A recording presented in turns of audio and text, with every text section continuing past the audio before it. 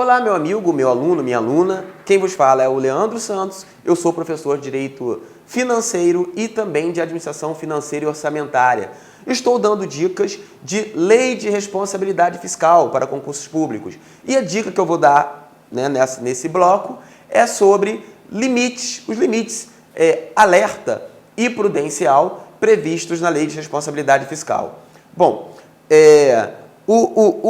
no caso, né, dos limites para despesa com pessoal, para despesa com contratação de operações de crédito, né, limites para despesas com endividamento público, enfim.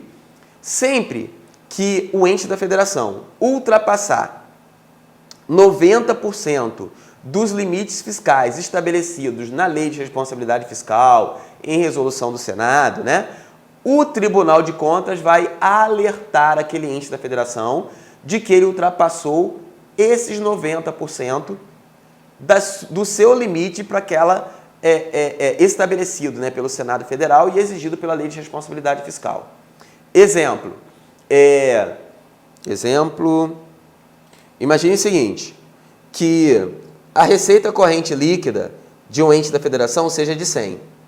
Um estado, tá legal? Um ente da federação ele tem uma receita corrente líquida de 100. Né? Nesse caso, o limite para despesa com pessoal, vou colocar 100 mil aqui.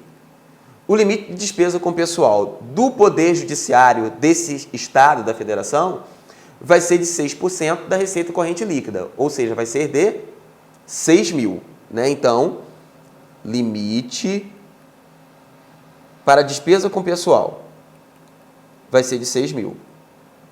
Quando ele terá alcançado o limite alerta? Ele terá alcançado o limite alerta se a despesa com pessoal dele ultrapassar 90% daquele limite ali para despesa com pessoal que é de 6 mil. Ou seja, se a despesa com pessoal dele for superior a 5.400, é de 5.401. Ele ultrapassou o limite alerta. Quando ele ultrapassar o limite alerta, ele vai ser alertado pelo Tribunal de Contas, como o próprio nome sugere, mas ele não fica sujeito a restrição nenhuma. Né? Agora, se ele ultrapassar o limite prudencial, ele fica sujeito a algumas restrições. O limite prudencial vai ser alcançado quando, ou ultrapassado, né? Se a despesa total com o pessoal daquele ente da federação superar 95% do limite estabelecido para despesa com pessoal, ou seja, for superior, no nosso exemplo aqui, a 5.700. Ele executou uma despesa com pessoal de 5.701, ultrapassou o limite prudencial. E aí, nesse caso, ele vai ficar sujeito a uma série de restrições. Que restrições são essas? Né? Se ele ultrapassar esses 95% do seu limite. Ele fica proibido de conceder aumento de remuneração, conceder vantagem, reajuste de remuneração, adequação da remuneração a qualquer título. Fica proibido. Tudo bem? Exceto, né, se for para conceder uma vantagem, um aumento ou ainda uma adequação de remuneração que decorra de determinação judicial, tudo bem? De sentença judicial transitada em julgado, logicamente, ou de determinação legal ou contratual. Né? E ressalva-se também dessa concessão aí, né, aquela revisão geral anual, né, que a Constituição exige que deva ser concedida ao servidor todo ano.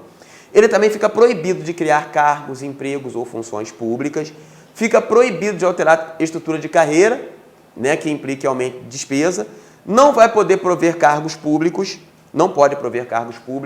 nem admitir ou contratar pessoal a qualquer título, exceto se for para repor aposentadorias e falecimentos de servidores das áreas de educação, saúde e segurança. E também fica proibido de contratar hora extra, né? Salvo naqueles casos que são previstos, né? Que foram ali ressalvadas pela própria LDO. Né?